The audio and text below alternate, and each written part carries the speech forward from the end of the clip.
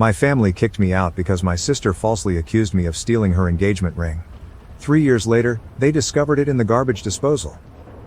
I never imagined I'd be telling this story, but here goes. I'm Elliot, 26 years old, and 3 years ago, my life was flipped upside down by a false charge made by my older sister, Gemma, 29. I grew up in a little Ohio town with my parents, John, 55M, and Lisa, 53F, and my sister, Gemma. We lived in a modest 2-story house that my parents purchased when they first married. It was not fancy, but it was home. My father worked as a high school math teacher, and my mother was a nurse at the local hospital. They weren't wealthy, but they made sure we got all we needed. Growing up, Gemma and I were quite close. We'd spend hours playing in our backyard, climbing the ancient oak tree and inventing complicated games. She was always the leader, making up the rules and plots, while I was content to follow along. As we grew older, however, things began to alter. Gemma was always an overachiever. She was the top of her class, captain of the debate team, and appeared to thrive in whatever she tried. In contrast, I was more laid back. I performed okay in school, but I was never as motivated as Gemma. As we approached our adolescence, this disparity began to erode our relationship. By the time Gemma left for college, we had grown apart. She attended a prominent university on a scholarship, whilst I stayed local and attended community college.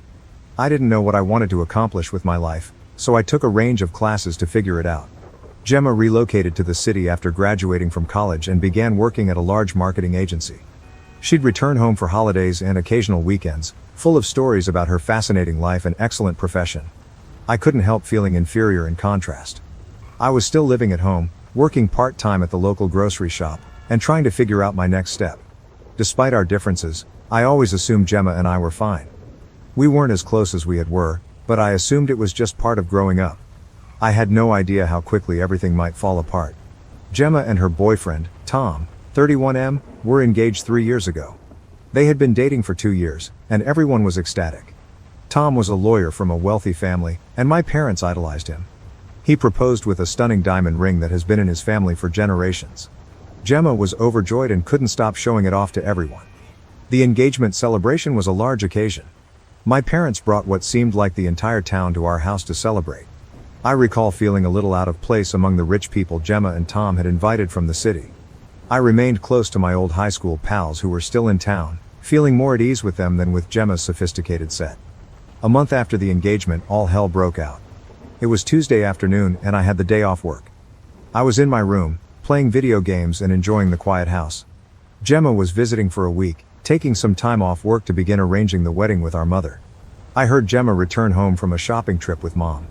They were talking and laughing downstairs. I didn't think much about it and returned to my game.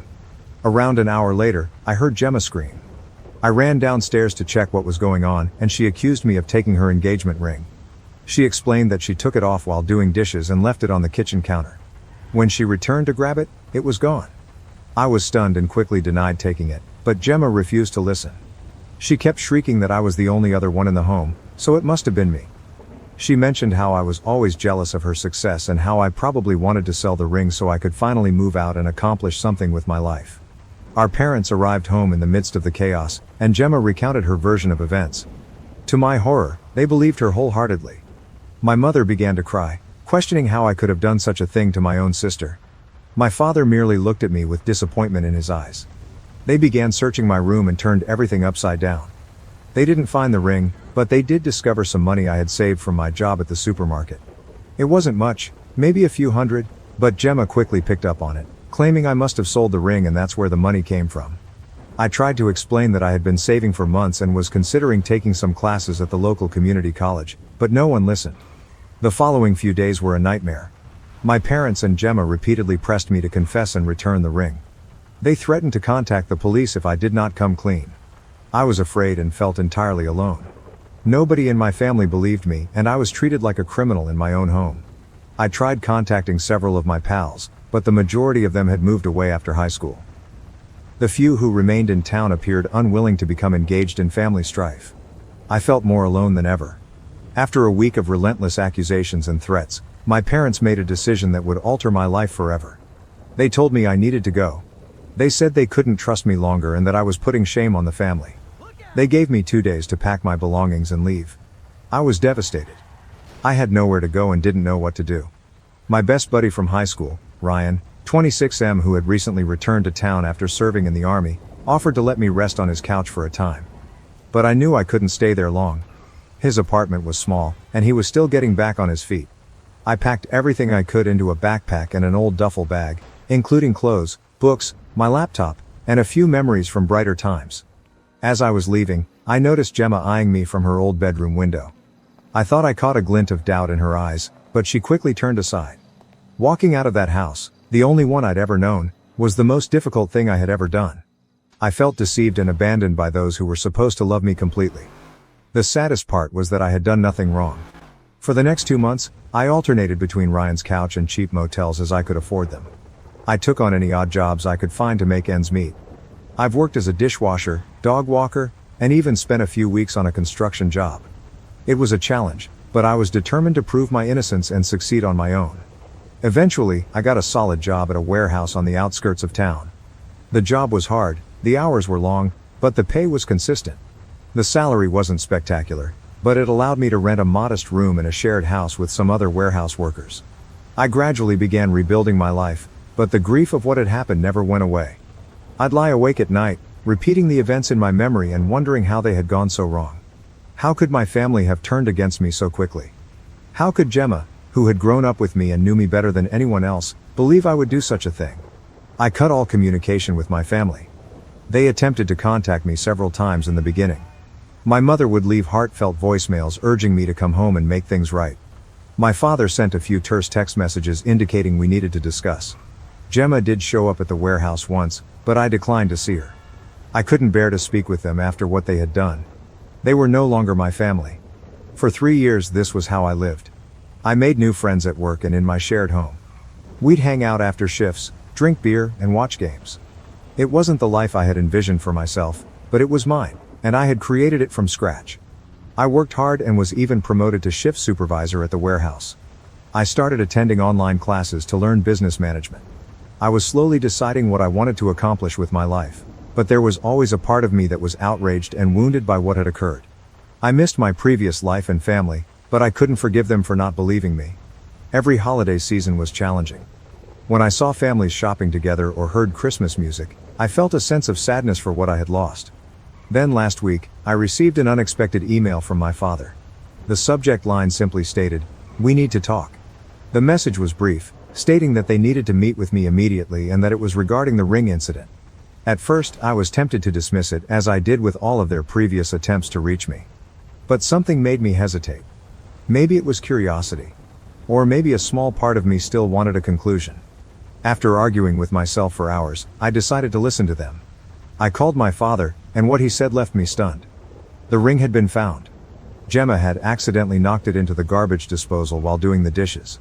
She only recognized this a few days ago, when the disposal began making unusual noises and they summoned a plumber to inspect it. My father claimed Gemma was upset when she understood what had transpired and that I had been telling the truth all along.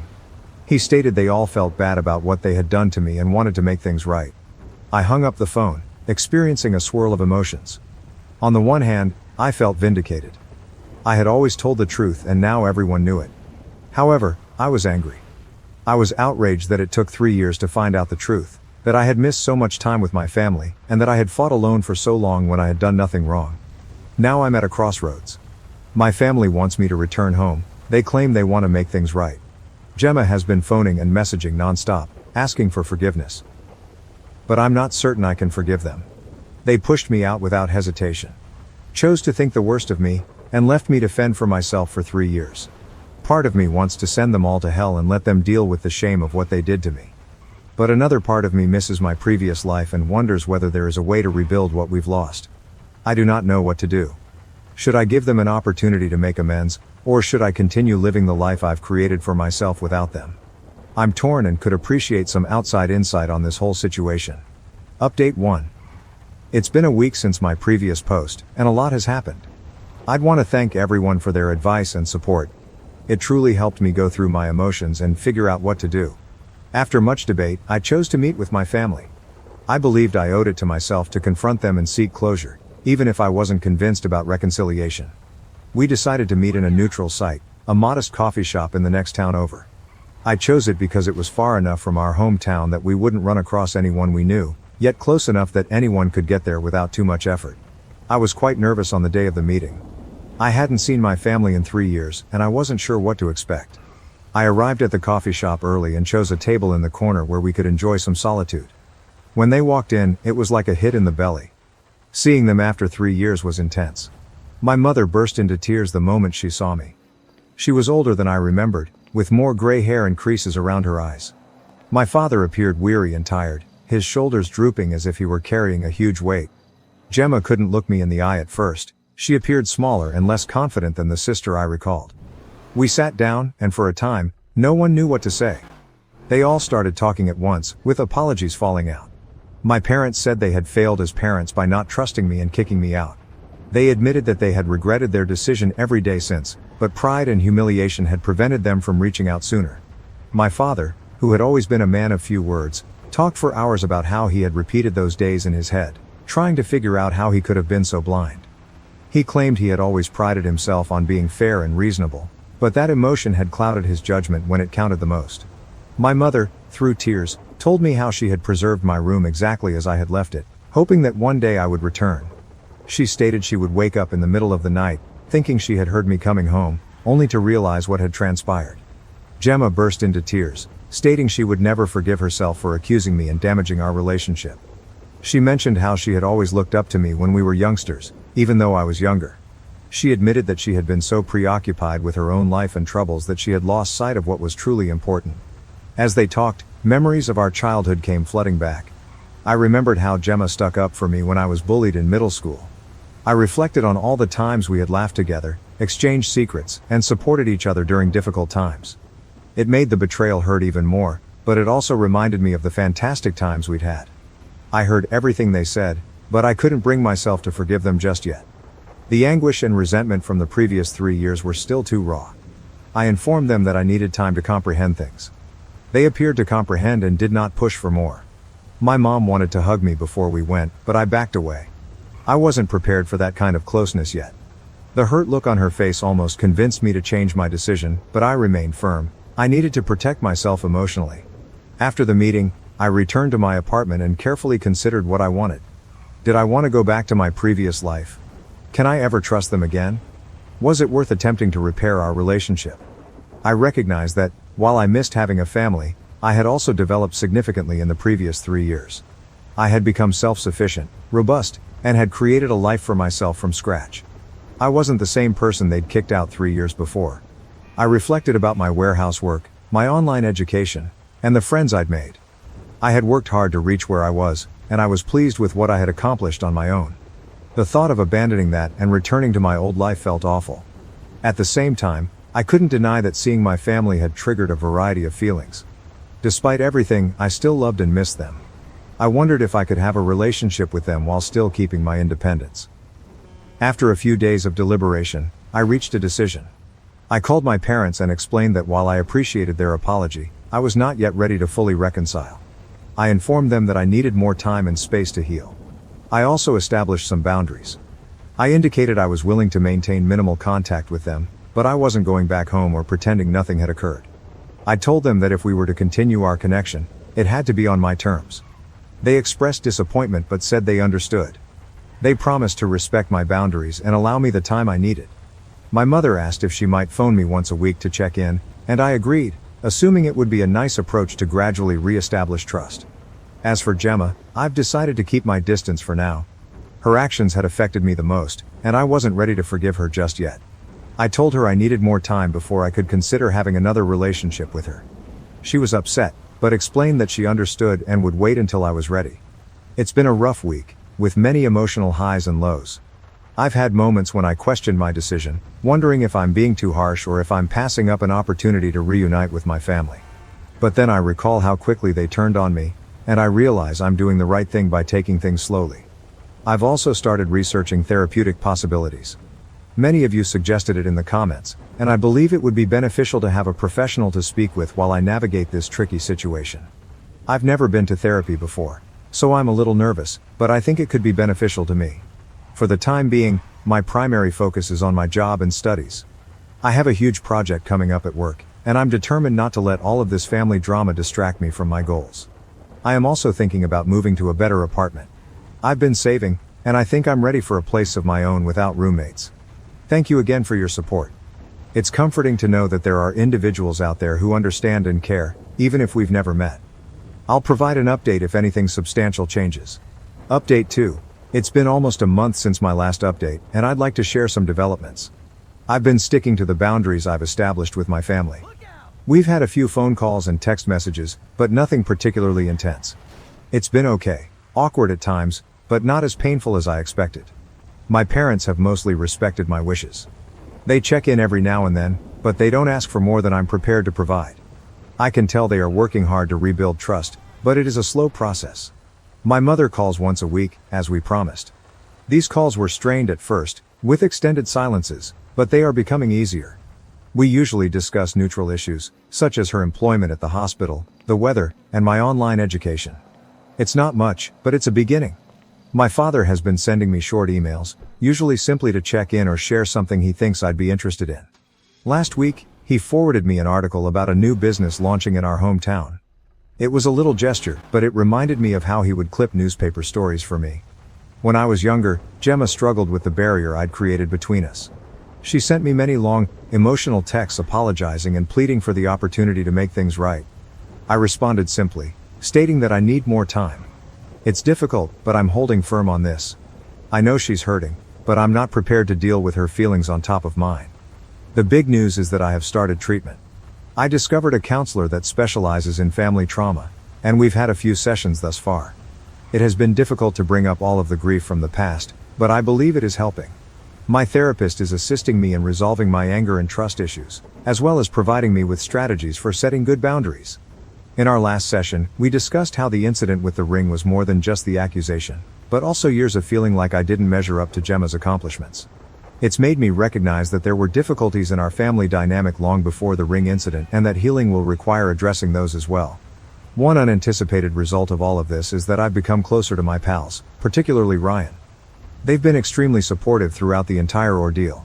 Ryan even offered to accompany me to any future family meetings for moral support. It's taught me that family is more than just blood. It's about who supports you when things go rough. Work has been a welcome distraction. I've poured myself into my career and even received a modest promotion. I'm now in charge of inventory management for my shift, which means additional responsibility and a minor pay increase. It is nice to have something pleasant to focus on. In terms of my living situation, I've decided to stay where I am for the time being. It's not much, but it's mine and symbolizes the independence I've worked so hard for. My parents offered to help me find a better place, but I declined. I have to do this on my own. However, I began to carefully consider choices for furthering my studies. A state institution located approximately an hour distant provides night classes. I am considering applying to their business program. It would be a significant move, but I believe I'm prepared for it. Overall, I'm taking it one day at a time.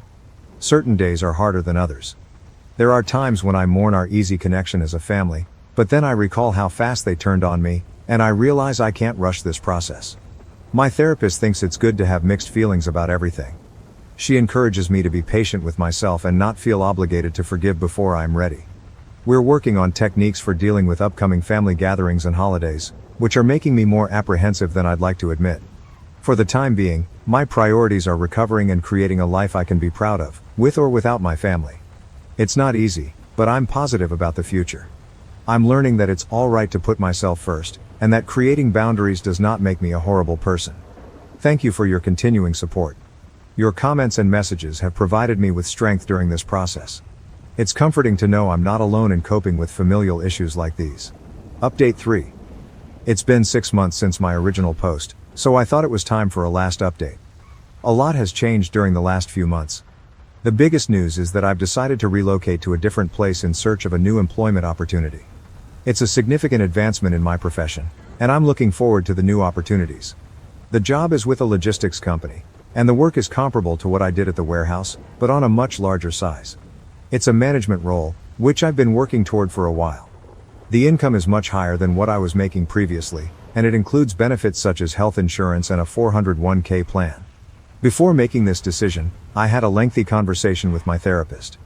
We talked about how this move will influence my healing process and my relationship with my family. Finally, we agreed that this could be a good thing for me, an opportunity to fully stand on my own 2 feet and identify myself outside of the family drama. I informed my parents about the transfer last week. They were astonished and disappointed, yet they expressed their understanding. My mother cried a little, stating she had hoped we'd have more time to restore our relationship before my departure. My father was more stoic, but I could see he was disappointed too. They were both concerned about me being alone in a strange place, but I told them that I'd be okay. Gemma took it the hardest.